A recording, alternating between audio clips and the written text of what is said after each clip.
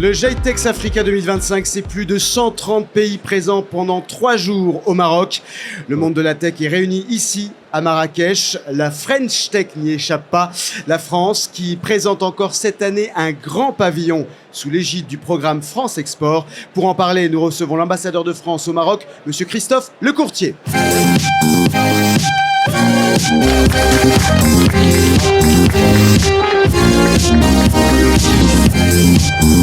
Monsieur l'ambassadeur, merci d'être avec nous.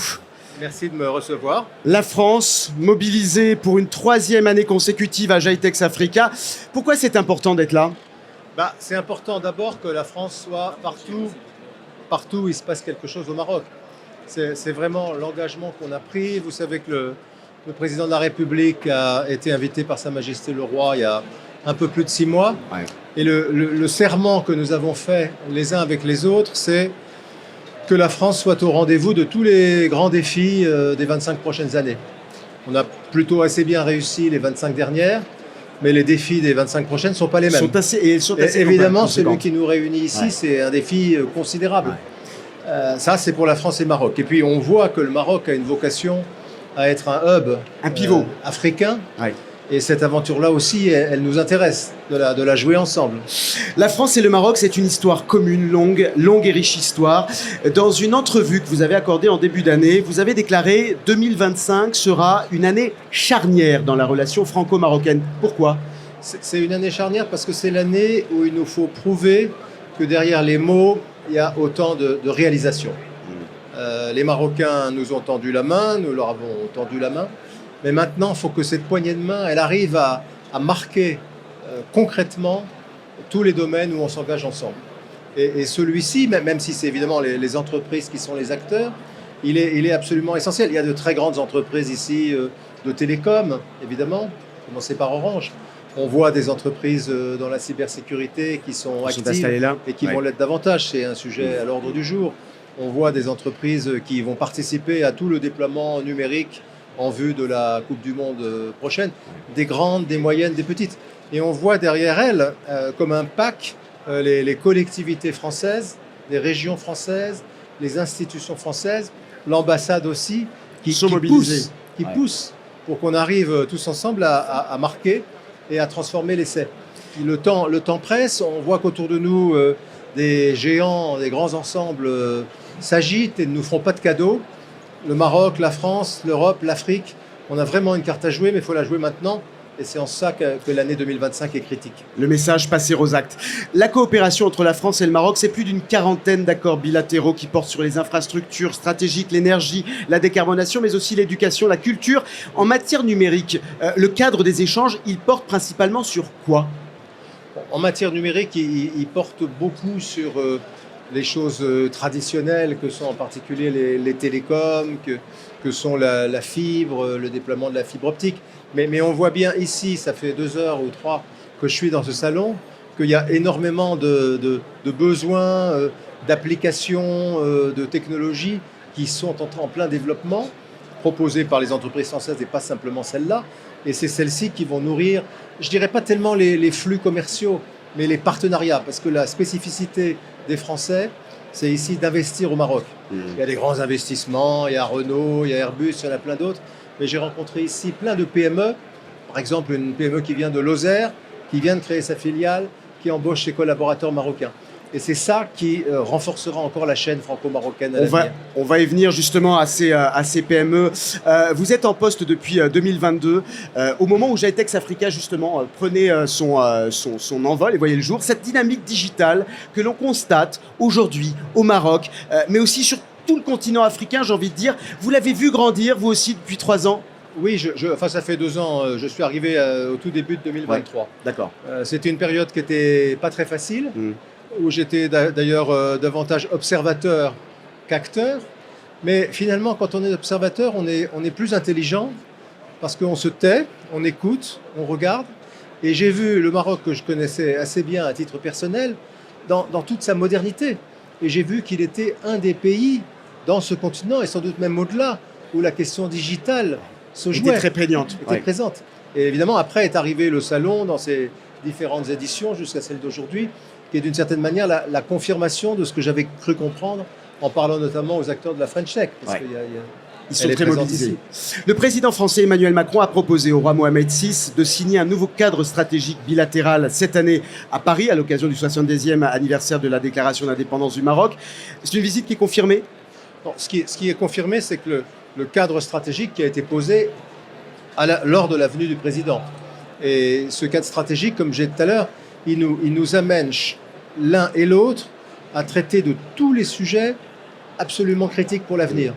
Alors, vous avez parlé de l'énergie. Il porte aussi sur le stress hydrique, il porte sur la transition énergétique. Et il porte aussi sur un aggiornamento, en quelque sorte, de notre vision à nous, Français de l'Afrique, pour laquelle on a besoin des yeux et des oreilles de l'expérience du Maroc.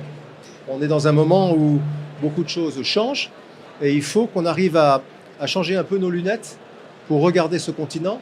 Et ce qui se passe ici, notamment dans ce salon, au Maroc, est très instructif pour tous les acteurs économiques, du digital, mais aussi pour les représentants plus politiques. Justement, au-delà du Maroc, de la France, est-ce qu'il est temps de relancer un plan Méditerranée entre l'Europe, l'Afrique, qui porterait justement sur les dynamiques numériques ? On voit bien que dans le monde qui vient, enfin peut-être même dans le monde qui est, l'axe euro-africain est essentiel. C'est notre avenir, pour le meilleur, j'espère pas pour le pire. Et dans cet axe euro-africain, qui est un sujet d'hommes et de femmes, qui est un sujet économique, qui est un sujet de connectivité électrique, connectivité des data, connectivité des cultures. Le Maroc a un rôle majeur à jouer, d'ailleurs un rôle qu'il assume et qu'il revendique, d'être ce pont entre l'Europe et l'Afrique. Et nous, on va jouer au maximum cette carte-là pour réinventer et peut-être même être leader dans le dessin d'un ensemble euro-africain productif, stable, heureux et prospère. Vous évoquiez, monsieur l'ambassadeur, les PME, l'importance des échanges entre les PME. On a la chance d'avoir avec nous Sana Ifak de l'APEBI, la Fédération des Techs au Maroc. Vous venez de lancer l'APEBI en partenariat avec la société Polypus qui accompagne les PME Tech françaises à passer à l'échelle sur le plan structurel. Bertrand Caron, Arnaud Blanchard. Un programme ambitieux destiné aux PME Tech marocaines qui visent l'export en France. Un petit mot là-dessus. Absolument. Tout d'abord, merci Monsieur l'ambassadeur d'être parmi nous, c'est un grand honneur. Je voulais juste vous faire une petite remarque. Vous étiez très beau dans votre tenue traditionnelle sahraouia. Alors, voilà. Marhaba. Une remarque de style. Merci pour la marocanité du Sahara que vous avez reconnue.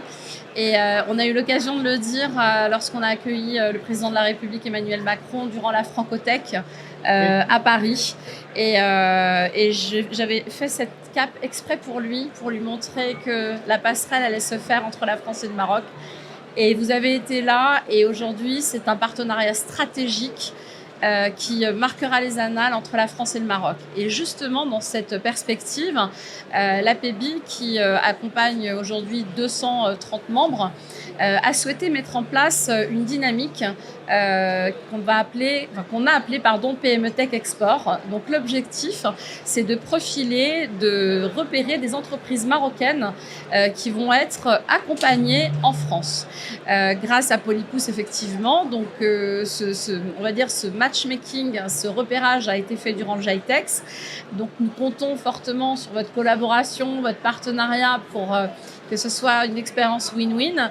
Et dans un sens inverse, aujourd'hui, moi je suis une franco-marocaine née à Nancy, de la ville d'Oujda, où vous n'êtes toujours pas venu, donc je vous attends bientôt. Voilà, elle lance une invitation, Sana. Et fermement, vous savez que là-bas, il y a beaucoup d'investissements de Français avec des opérations stratégiques. Alors, donc vous devez, je finis juste ça, je sais que je suis longue.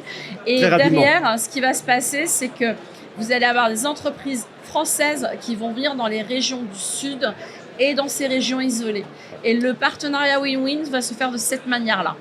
Alors, il y avait des messages à faire passer, hein. On l'a vu avec Sana. On revient juste à ces PME. 8 PME Tech, c'est l'objectif. 8 PME Tech marocaines qui vont être justement proposées à des partenaires français à l'automne prochain. Exactement. Mais comme l'a dit Sana, je vais revenir sur la genèse et le temps. On a passé 2 jours absolument incroyables avec toi, Philippe, sur ce plateau, l'énergie. On a eu plus de 18 sociétés, enfin même plus que ça, parce qu'on a eu des pitchs, à peu près 11, 7 matchmaking. Et tout à l'heure, vous avez parlé de collaboration. Et ce qui est assez génial, c'est qu'effectivement, ça a mis en avant des PME tech marocaines qu'on accompagnera dans un second temps, mais aussi beaucoup de collaborations qui ont été mises en avant entre des sociétés françaises et des sociétés marocaines. Et c'est ça aussi qu'on va privilégier lors de cette étape automnale, où effectivement 8 PME tech vont être retenues.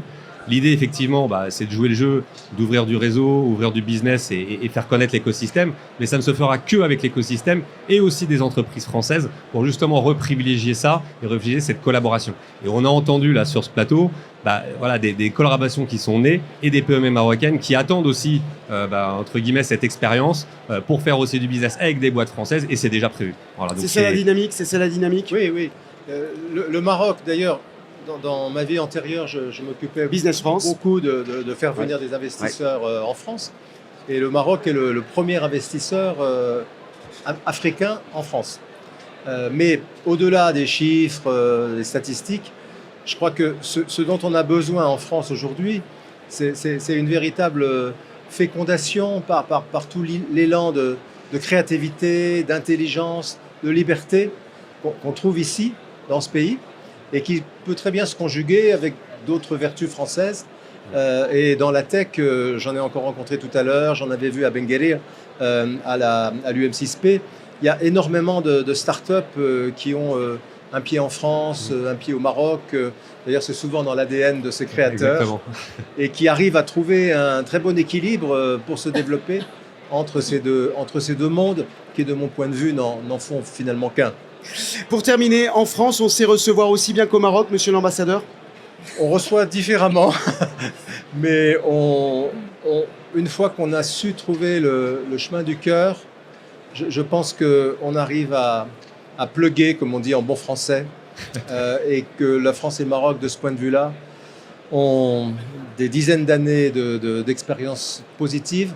Aujourd'hui, il faut ajouter les nouvelles couches dans les nouveaux métiers, face aux nouveaux défis. C'est ce qu'on fait aujourd'hui, c'est sur quoi vous nous interrogez. Et je suis extrêmement confiant sur le fait qu'on va y réussir. Et nous aussi, on va plugger. Et comme les ambassadeurs savent toujours recevoir, nous, on a décidé de renvoyer l'ascenseur. On vous offre, monsieur l'ambassadeur, c'est italien. Et voilà. Merci à vous. Merci, monsieur l'ambassadeur. Vous viendrez les manger à la résidence. On vient les manger avec vous, on partage. Avec Christophe Lecourcier, ambassadeur de France au Maroc. Merci à vous. Merci. Merci.